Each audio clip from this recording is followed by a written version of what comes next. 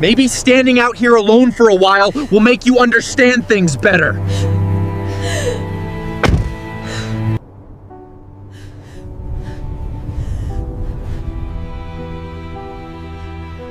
Emily Dawson was the kind of woman people noticed, not because she demanded attention, but because she carried a quiet confidence that once filled every room she entered. At 32, she had soft chestnut hair that fell just past her shoulders, warm hazel eyes, and a calm, thoughtful expression that hinted at a sharp mind beneath. Years ago, she had been a rising marketing strategist in Chicago, known for her creativity and bold ideas.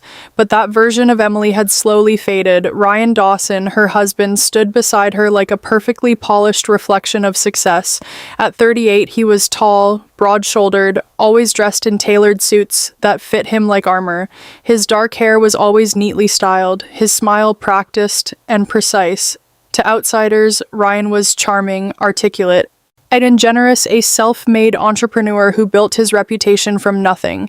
But beneath that surface was a man shaped by control. Growing up in a household where failure meant punishment, Ryan had learned early that dominance equaled safety, and he carried that belief into his marriage. Their home sat in an upscale Chicago neighborhood where neighbors like Mrs. Peterson, a cheerful woman in her 60s with a love for gardening, often waved at them with admiration. "You two are such a perfect couple," she would say, smiling warmly. Emily would always return the smile, even when it didn't reach her eyes. Inside the house, things were different. "Why did you buy this?" Ryan's voice cut sharply across the kitchen one evening. He held up a grocery receipt, his tone calm but laced with judgment.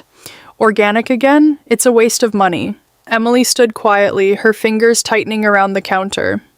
"I just thought, you don't need to think about finances," he interrupted smoothly. "That's my responsibility." It hadn't always been this way. At first his guidance felt like care, then it became rules, then control. Her job had been the first thing to go. Late nights aren't good for a marriage, Ryan had said. She believed him. Then came the joint accounts, then the restrictions. Friends stopped calling after she canceled too many plans. Decisions became permissions. And slowly, Emily Dawson became smaller in her own life. From the outside, they were perfect. From the inside, she was disappearing. The next morning, Emily Dawson moved through the house with the same quiet precision she had learned over the years, but something inside her had shifted. At 32, she still carried that composed, elegant, slim figure, soft features, but now there was a tension behind her hazel eyes, something sharper, more alert. It started with something small. She sat at the kitchen island, laptop open, reviewing the joint account Ryan insisted on managing. Numbers had never intimidated her once, they had been her strength. But now they felt unfamiliar, distant. Then she saw it, $12,500 gone.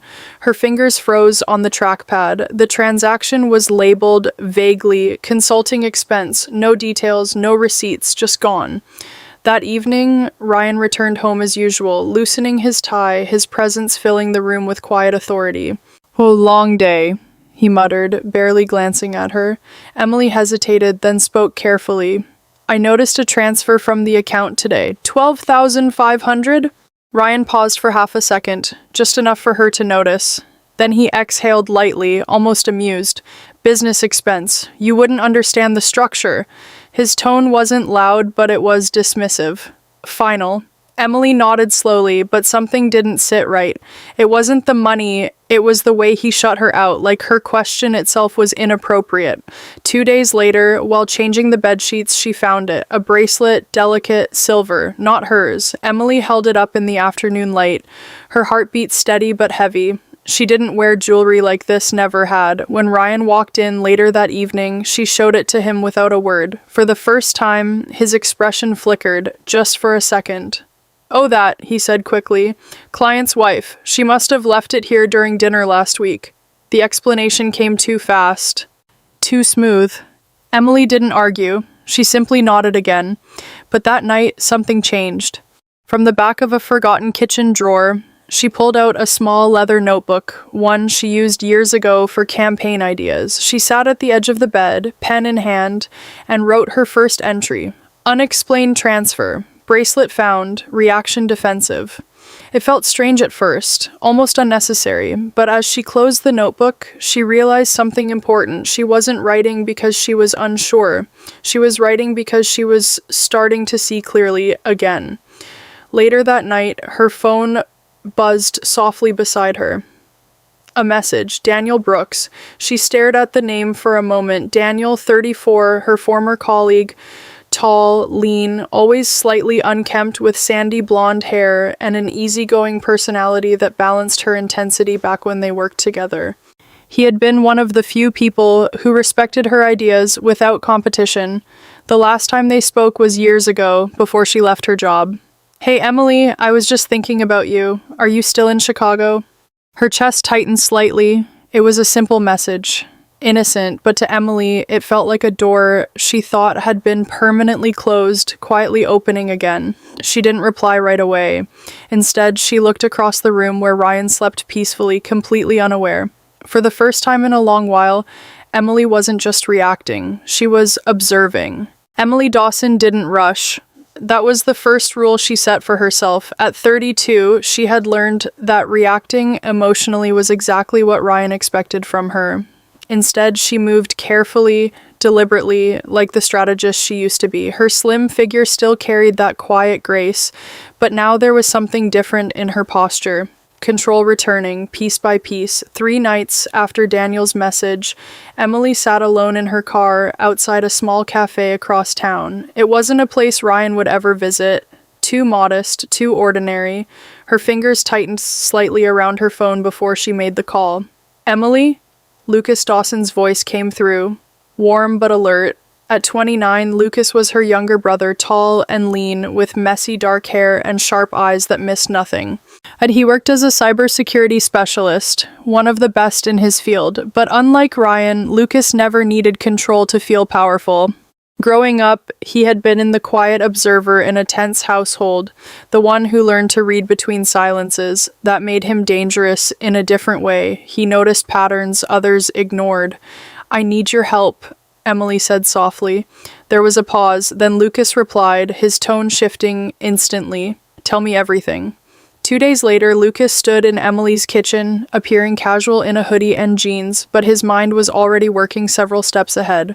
Ryan was out of town for a business trip, perfect timing. "You're not paranoid," Lucas said after reviewing the account logs. "This is structured movement. Someone is hiding money."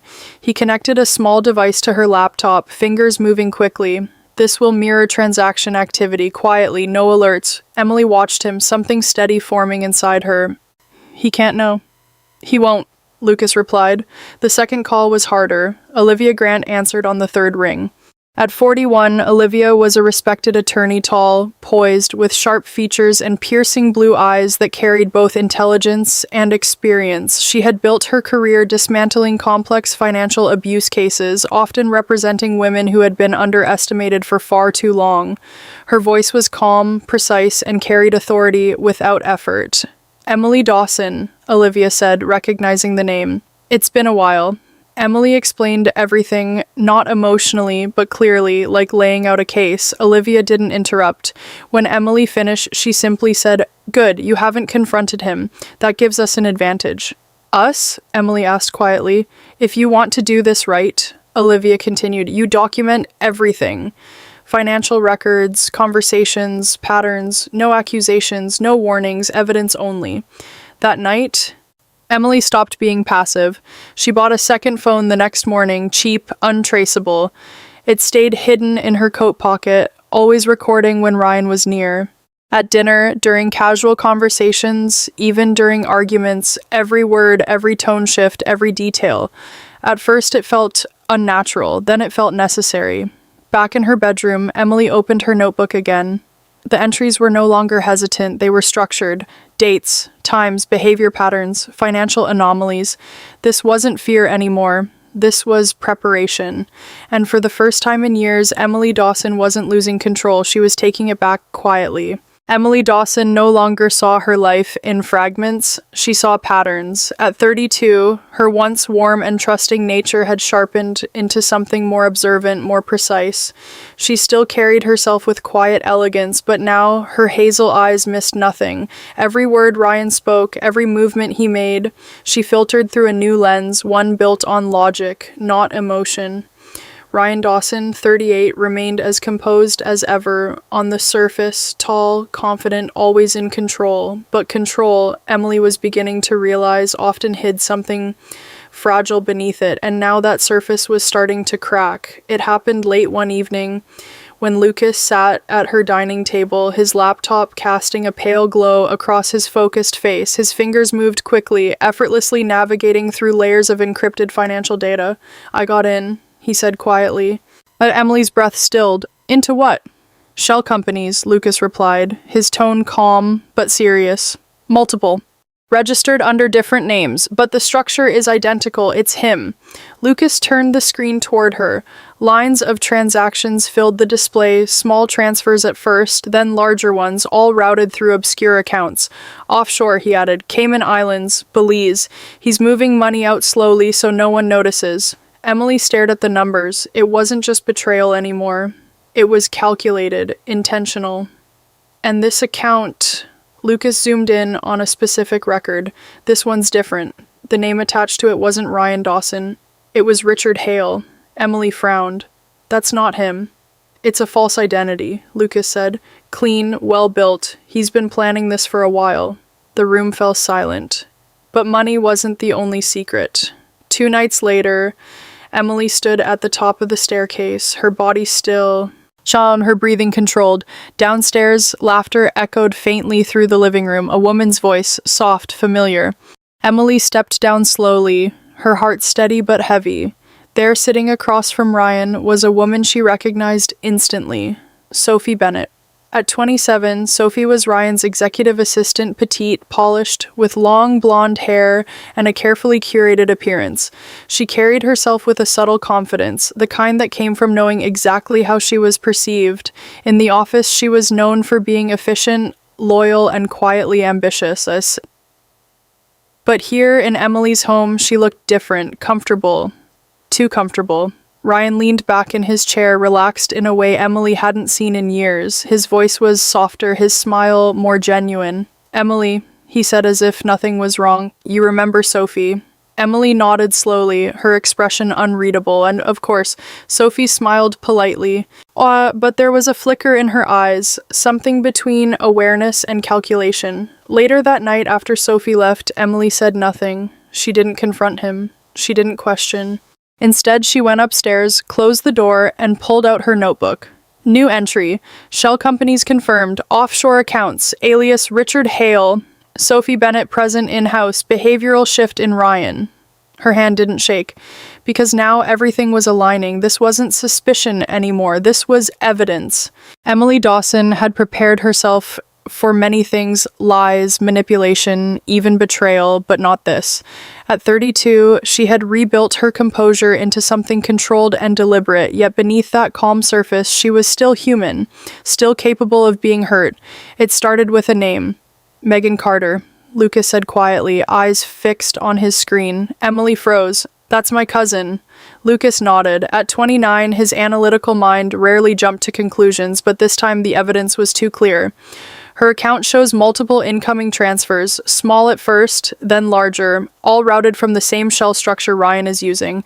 Emily's chest tightened. Megan Carter, 35, had always been the lively one in the family, curvy build, shoulder-length auburn hair, and a laugh that once filled every room. But life hadn't been kind to her. A series of failed business ventures and a recent divorce had left her financially unstable. Still, Emily never imagined she would cross this line. "What kind of transfers?" Emily asked, her voice steady despite the storm building inside her. Lucas turned the screen toward her. "Payments, regular, structured. This isn't random." Emily stared at the numbers, her mind racing. For what? The answer came later that evening. Lucas had pulled call logs carefully, quietly, numbers matched, timestamps aligned, conversations between Ryan and Megan, often late at night, always when Emily wasn't around. It wasn't just money, it was information, family details, old assets, backgrounds, even personal vulnerabilities. Emily sat in silence, her fingers resting lightly on the edge of the table. The realization didn't explode, it sank slowly, heavily. Ryan hadn't just betrayed her, he had used her own family against her. The next morning, Emily met Olivia Grant in her office. The space was as precise as the woman herself, clean lines, organized files, nothing out of place. Olivia listened carefully, her expression unreadable.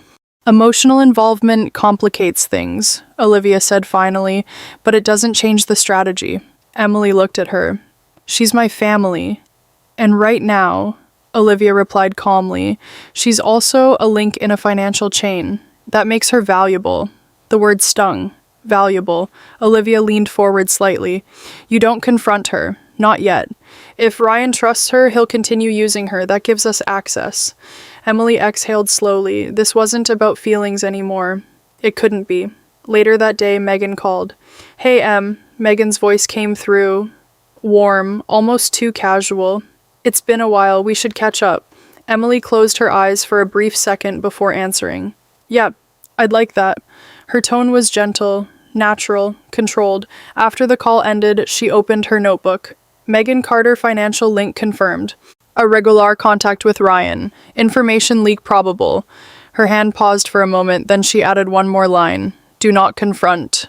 Because this time, the betrayal wasn't just painful, it was strategic. The storm arrived earlier than expected. By late evening, Chicago was buried under thick, relentless snow, the wind howling through empty streets like a warning no one could ignore. Emily Dawson sat quietly in the passenger seat, her posture composed, her hands resting calmly in her lap. At 32, she no longer reacted the way she used to. No visible fear, no protest, only observation. Her hazel eyes reflected the passing streetlights, steady and unreadable. Ryan Dawson, 38, gripped the steering wheel with quiet intensity. His jaw was tight, his expression controlled but colder than usual.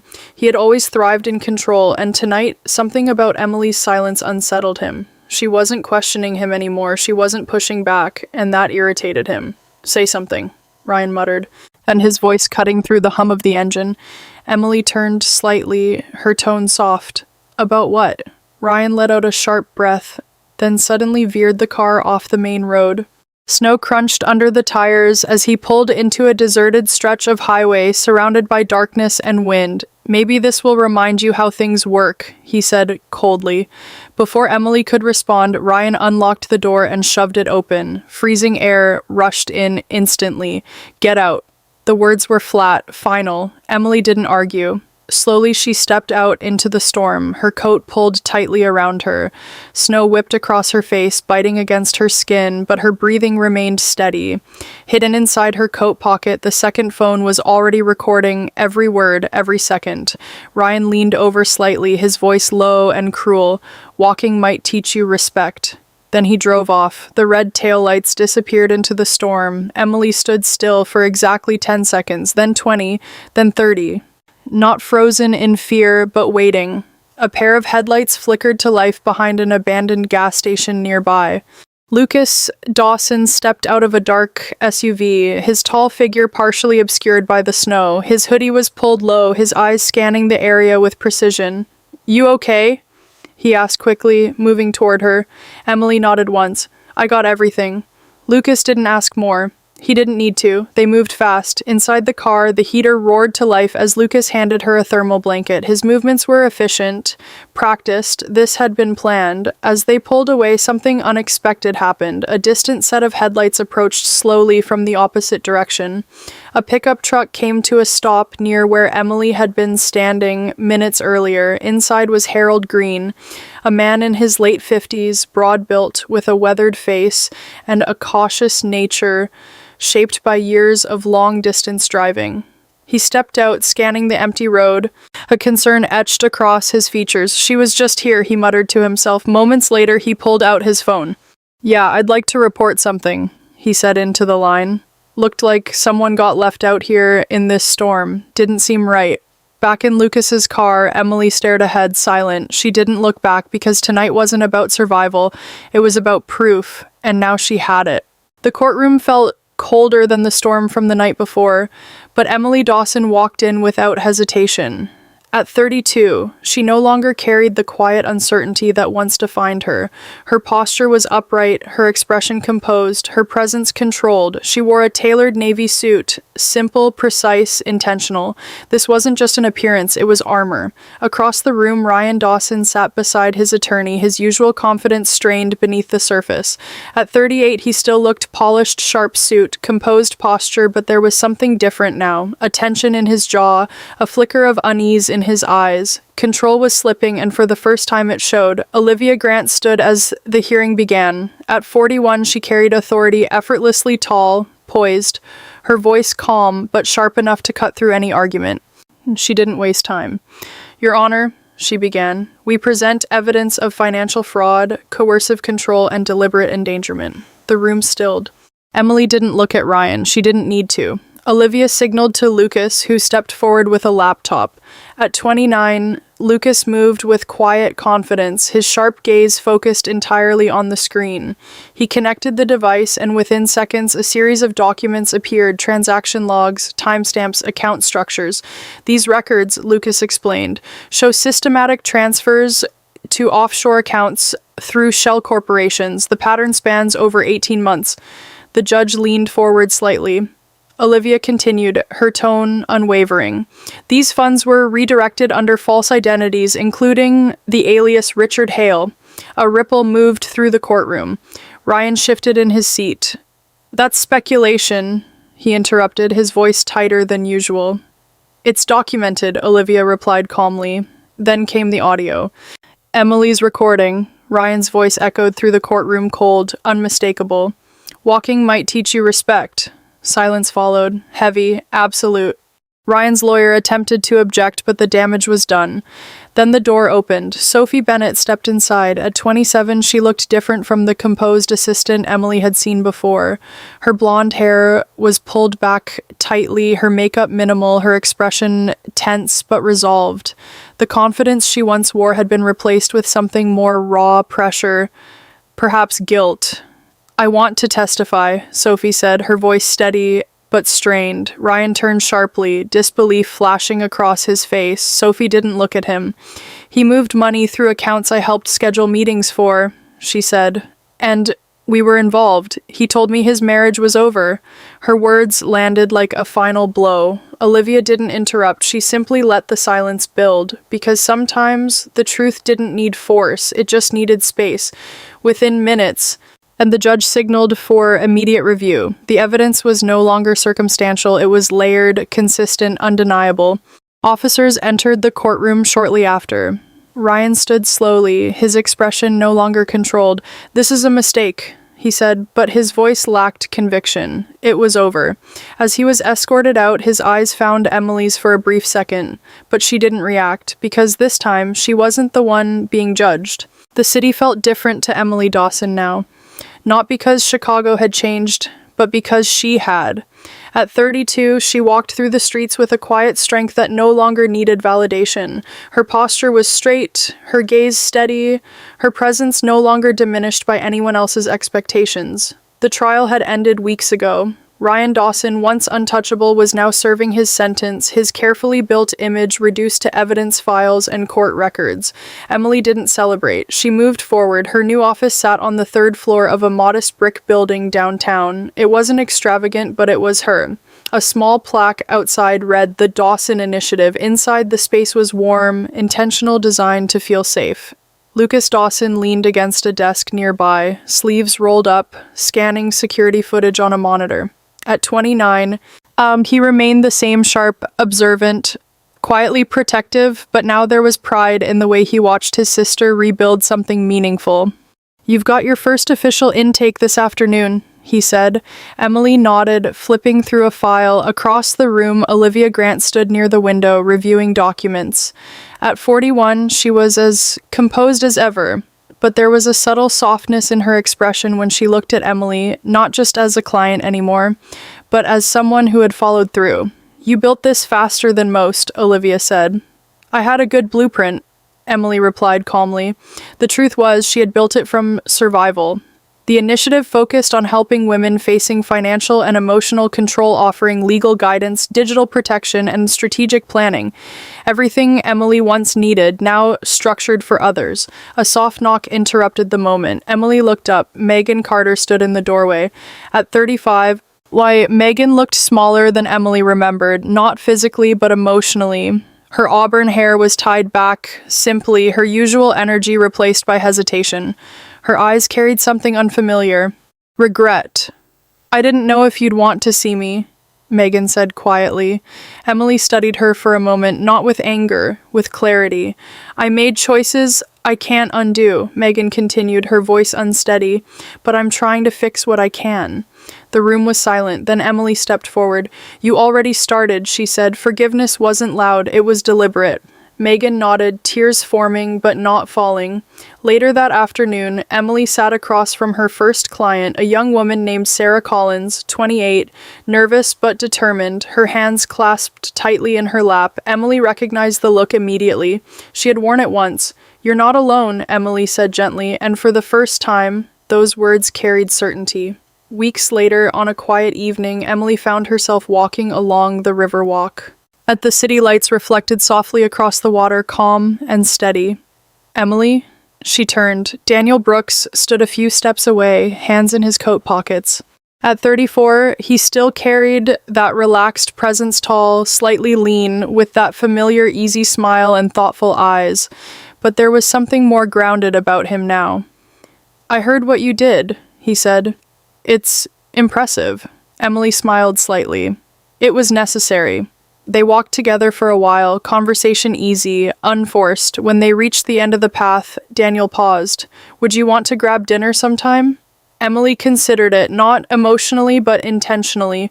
Maybe, she said. Not no, not yes, just honest. As she walked away, Emily realized something important. She wasn't starting over. She was starting stronger. What would you have done if you were in Emily's position that night? Would you stay silent and carefully plan your next move or confront Ryan immediately? Do you think she was strong and smart, or did she go too far? Be honest, I really want to know your opinion. Drop your answer in the comments, and don't forget to like, share, and subscribe for more intense stories like this.